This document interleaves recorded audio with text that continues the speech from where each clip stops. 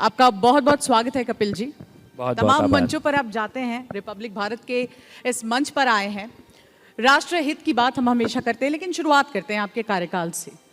साल भर से ज़्यादा का समय हो गया है, काम निरंतर आप करते जा रहे हैं, कहाँ खड़ा पाते हैं अपने आप को?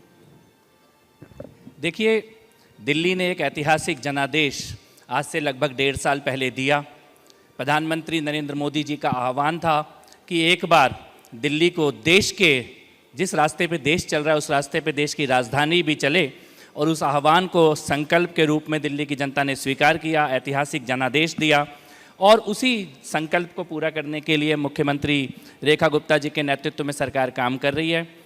बहुत सारा एक गैप दिल्ली के विकास के रास्ते में आ गया था। पिछले 10-12 साल हम कह सकते हैं एक डार्क एज, अंधकार युग दिल्ली ने देखा। विकास कार्य ठप हो गए थे, तू मैं आरोप प्रत्यारोप दिल्ली की पहचान बन चुकी थी। वहाँ से दिल्ली को निकाल के पटरी पे लाने का, दिल्ली के देश की राजधानी, जब जो संकल्प है 2047 का विकसित भारत, देखिए दुनिया के लिए तो विकसित भारत की अगर झलक, विंडो, कोई भी तस्वीर है तो वो दिल्ली से ही आएगी। जैसी दिल्ली दिखेगी वैसे ही भारत को माना जाएगा। तो दिल्ली उस रास्ते पे आगे बढ़े, उस संकल्प को पूरा करे, इस दिशा में मुख्यमंत्री जी के नेतृत्व में पूरी सरकार काम कर रही है। दिल्ली जो है वो देश की दिशा को तय करती है। दिल्ली की दशा पर भी हम लगातार बातचीत कर रहे हैं, लेकिन आरोप प्रत्यारोप का जिक्र आपने किया। तो जब राजनीति में होते हैं तो आरोप प्रत्यारोप होता ही है, चाहे आप पक्ष में हो चाहे विपक्ष में हो। इन दिनों की अगर मैं बात करूंगी, तमाम मुद्दों को लेकर हम देख रहे हैं किस तरह से चर्चा चल रही है, लेकिन आपकी सरकार पर भी कई बार गंभीर, मैं आरोप नहीं कहूंगी, ये बहुत भारी शब्द है, लेकिन सवाल खड़े किए जाते हैं। चाहे वो प्रदूषण का मुद्दा हो, चाहे वो पानी का मुद्दा हो, जनता की आवाज़ पहुंचाने का ये मंच है, और ये मंच आज हम आपको दे रहे हैं कि जनता के उन सवालों पर क्या कहेंगे कपिल मिश्रा? नहीं, देखिए, देश की राजधानी में बड़े बड़े सवाल पहले से खड़े हैं। पॉल्यूशन का सवाल बहुत बड़ा है, पानी का, यमुना नदी की सफाई का, ये बड़े प्रश्न हैं। और इस दिशा में चलना तो शुरू किया जाए कम से कम। कब सरकारें चलेंगी, कब निर्णय होंगे, कब इस दिशा में आगे बढ़ेंगी, सरकार की प्राथमिकता कब बनेगी, ये दिल्ली वाले हमेशा से सोचते रहते थे। आज उस दिशा में चलना शुरू किया है। और मैं फिर से कहना चाहता हूँ, अगर आप देखेंगे तो एक एक करके वो समस्याएं अब कम होती जा रही हैं, उनका स्तर भी कम होता जा रहा है। जो कूड़े के बड़े बड़े पहाड़ थे, हर दिन उनकी हाइट घटती जा रही है। एसटीपी प्लांट्स जो कभी शुरू होने थे, बनने थे, चलने थे, अब उनका ऑपरेशन शुरू हो रहा है, नए एसटीपी प्लांट्स मंजूर किए जा रहे हैं। यमुना नदी को लेकर सरकार की प्राथमिकता, मुझे लगता है कि पिछले 1.5 साल में मुख्यमंत्री जी जितनी बार यमुना तट पर गई हैं, यमुना नदी गई हैं, शायद पिछले 30 साल में टोटल पूरी दिल्ली की सरकारों में बैठे हुए सभी लोग कुल मिलाकर भी नहीं गए थे। तो प्राथमिकताएं सरकार की अब वही हैं जो जनता की प्राथमिकताएं थी। जनता के मुद्दों पर काम करना शुरू किया है, सरकार उपस्थित है, मंत्रीगण, मुख्यमंत्रीगण, विधायकगण जनता के बीच में उपस्थित हैं, और यही एक परिवर्तन है जो संवाद के रास्ते से समाधान तक दिल्ली को लेके जाएगा। कपिल जी, इसमें कोई दो राय नहीं, क्योंकि छठ पूजा के दौरान भी आप देखिए किस तरह से हम जनता को तस्वीरें दिखाते थे, जो छठ व्रती हैं किस तरह से उनको परेशानी होती थी, प्रदूषण से लेकर तमाम मुद्दों पर।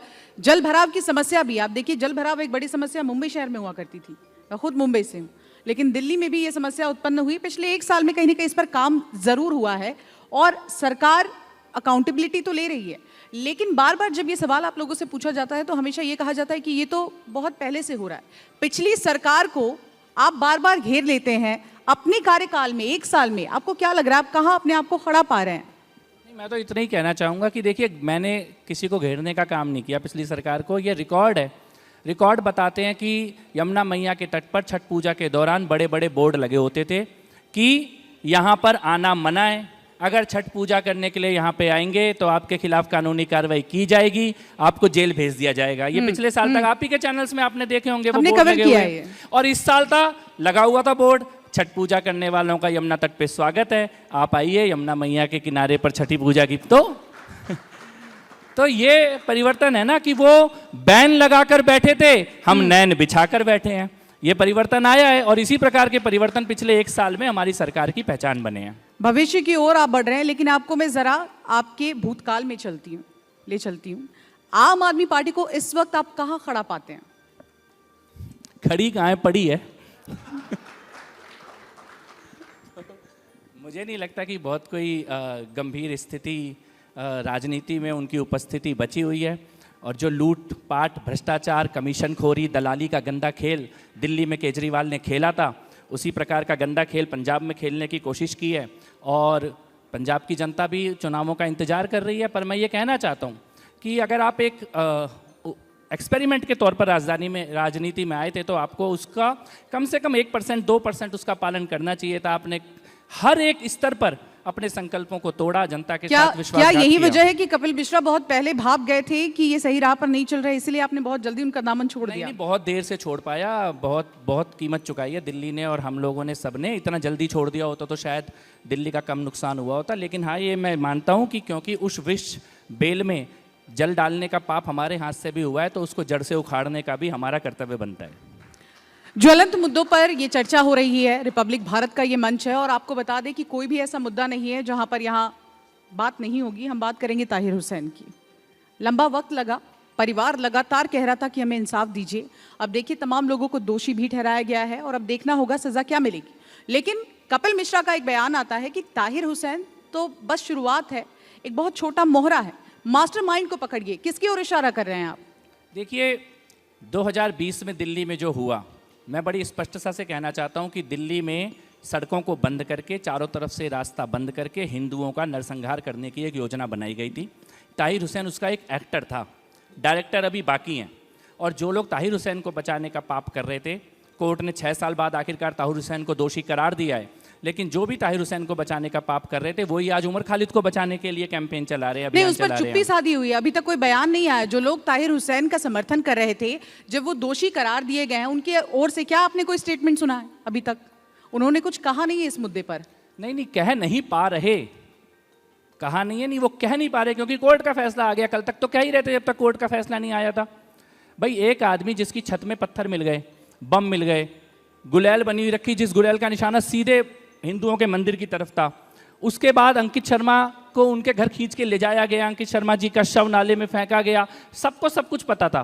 लेकिन उसके बाद भी अगर आप 6 साल तक लगातार उस आदमी को बेगुनाह बता रहे हैं, खाली उसके मजहब की बात कर रहे हैं, वो बेगुनाह, इसी प्रकार की बातें कर रहे हैं, कोर्ट के फैसले आने के बाद आप चुप हैं, लेकिन अब आप वही कैंपेन उमर खालिद के लिए चला रहे हैं। कल दोष वहाँ भी सिद्ध होना है। ये एक लार्जर कॉन्स्पिरेसी थी देश की राजधानी में हिंदुओं का नरसंहार करके हिंदुओं को पलायन के लिए मजबूर करने की, और उसकी टाइमिंग की गई थी।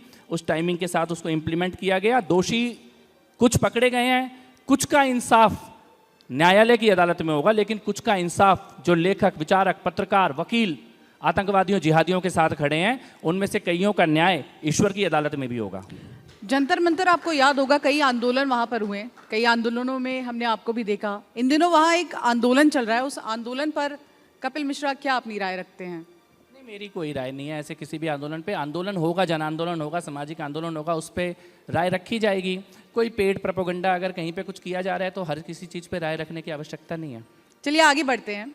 आपके पास कई विभाग हैं, आपके पास काम बहुत ज़्यादा है, लेकिन आगे का रोड मैप क्या है? किस तरह से आगे आप काम करेंगे? क्योंकि जब बहुत भार होता है तो कहीं ना कहीं चुनौतियां भी बहुत ज़्यादा हो जाती हैं। देखिए, मैं आपको बताता हूँ, रोड मैप प्रधानमंत्री जी ने दिया है देश के लिए, राजधानी के लिए, और मुख्यमंत्री जी के नेतृत्व में हम उसे पूरा भी कर रहे हैं। जैसे छोटे छोटे मैं आपको एग्जाम्पल देता हूँ। दिल्ली में पर्यटन के नाम पर लगभग शून्यता थी। दिल्ली टूरिज्म का नाम भी, टूरिज्म की जब हम बात करते हैं तो उसकी चर्चा होनी बंद हो गई थी, लेकिन अब हम लोग धीरे धीरे उसको वापस ला रहे हैं। पहली बार दिल्ली में डबल डेकर बस, उसका ऑपरेशन 30 साल के बाद दिल्ली में दिल्ली दर्शन की डबल डेकर बस, उसकी शुरुआत की गई है। यमुना में क्रूज़ आकर तैयार है। मानसून के बाद हम यमुना रिवर का जो हमारा अप स्ट्रीम ऑफ वजीराबाद है, उसमें क्रूज़ का संचालन शुरू करने जा रहे हैं।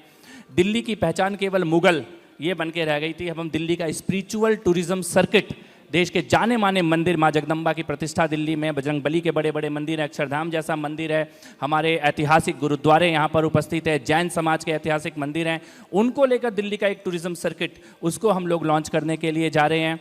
दिल्ली का असली इतिहास जो कि मराठाओं से जुड़ा हुआ है, सिखों से जुड़ा हुआ है, दिल्ली के जाट, गुज्जर, उनकी वीरता के इतिहास से दिल्ली बड़ी हुई है, भरा पड़ा है दिल्ली का इतिहास। वो असली इतिहास दिल्ली पर्यटन, दिल्ली कला संस्कृति के माध्यम से देश के सामने लाने का, उसका संकल्प हम लोग लेकर चल रहे हैं। तो ऐसे बहुत सारे पैमाने हैं जिसके ऊपर हम लोग अलग अलग क्षेत्र में काम कर रहे हैं। लेबर में हमने पहली बार 24/7 दिल्ली में सभी एस्टेब्लिशमेंट को माइनस लिकर, जो लिकर शॉप को छोड़कर सब कोई 24 घंटे अपने एस्टेब्लिशमेंट खोल सकते हैं। महिलाओं को पहली बार हमने दिन में या रात में, जब भी जिस शिफ्ट में उनको काम करने का मन हो, उसका कानूनी जो अड़चन थी उस अड़चन को हटाने का हमने काम किया है। ईज़ ऑफ डूइंग बिजनेस में बड़े बड़े निर्णय ले रहे हैं। इंटरनेशनल इवेंट दिल्ली में होने बंद हो गए थे, आज हमने पिछले 70 दिनों में 35 बड़े इंटरनेशनल कॉन्सर्ट्स दिल्ली के अंदर हुए हैं, जो कि केवल गुड़गांव और नोएडा में उंगलियों होते पर थे। इन्होंने गिना दिया क्या क्या काम किए गए हैं। मैं चाहती हूँ जोरदार तालियां, क्योंकि जो काम करता है उसे ही याद होता है किस तरह से वो काम कर रहा है। आपने सामाजिक जीवन में क्या काम किए वो तो गिना दिए, व्यक्तिगत जीवन में क्या बदलाव हुआ है आपके बीते 1 वर्ष 1.5 वर्ष की बात करूं, क्योंकि मुझे पता है आप ज़मीनी नेता हैं, हमने कई बार आपको कवर किया है, लेकिन एक बार जब आप उस ओहदे पे आते हैं तो कई चीज़ें बदल जाती हैं। आपके व्यक्तिगत जीवन में क्या बदलाव देखा आपने? नहीं, देखिए, व्यक्तिगत जीवन लगभग राजनीति में या सामाजिक जीवन समाज के लिए ही होता है, और उसमें ऐसा कोई बहुत परिवर्तन नहीं है। लेकिन हाँ, जहाँ पहले ये होता था कि सुबह कोई मुद्दा उठाना है, जो अब संजीव भाई करने लगे होंगे, पहले कमी ढूंढनी है सरकार की, मुद्दा उठाना है, विषय उठाना है, आंदोलन करना है, तो वो से हटकर अब समाधान, अधिकारियों के साथ बैठना, सुबह से मीटिंग करना, फाइलों का समाधान करना, समस्या का समाधान करना, जाके निरीक्षण करना, तो वो एक रूटीन जो है, मतलब व्यस्तता शायद थोड़ी ज़्यादा ही होगी, लेकिन किन कामों पे सिक्के फोकस के था, दूसरे वो पहलू पर आप definitely बदला नजर आ है। रहे हैं क्या कपिल मिश्रा जी? सिक्के के दूसरे पहलू पर आ गए हैं सिक्के क्या? का दूसरा पहलू है, और दूसरा पहलू अब नए तरीके से है। दूसरे पहलू में पहले भी एक बार था, लेकिन तब काम होता हुआ नहीं दिखता था, अब काम खत्म ही नहीं हो रहा है, इतना ज़्यादा काम है, तो ये डेफिनेटली ये बदलाव तो है ही। रिपब्लिक भारत का जो ये मंच है, आपको बता दूं, इस वक्त राष्ट्रहित की हम बात कर रहे हैं, लेकिन विपक्ष भी आपको हमारे माध्यम से देख रहा है। कुछ कहना चाहेंगे उनको? नहीं, हम भी ध्यान से देख रहे हैं पूरा। हमारे मंच से उनको कुछ कहना चाहेंगे आप? मैं केवल ये कहना चाहूँगा कि देखिए, राजधानी में बहुत बड़ा एक गैप विकास को लेकर, जनता से कनेक्ट को लेकर पिछले 10-15 सालों में रहा। दिल्ली कहीं पीछे छूट गई, दिल्ली अंधकार में चली गई।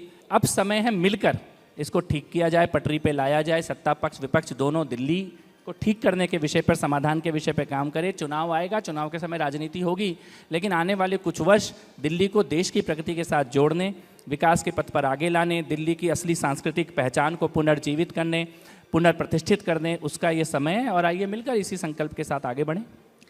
बहुत बहुत शुक्रिया। तो आपने सुना कपिल मिश्रा जी को यहाँ पर अपनी बात हमारे साथ रखते आए। और देखिए, कई बार होता है कि बात कहने के लिए मंच बहुत सारा मिलता है, लेकिन अपनी बात मुखरता से लोग रख नहीं पाते हैं। तो आपका बहुत बहुत शुक्रिया, आप यहाँ पर आए, अपना कीमती वक्त दिया। जोरदार तालियों के साथ कपिल मिश्रा जी का स्वागत कीजिए।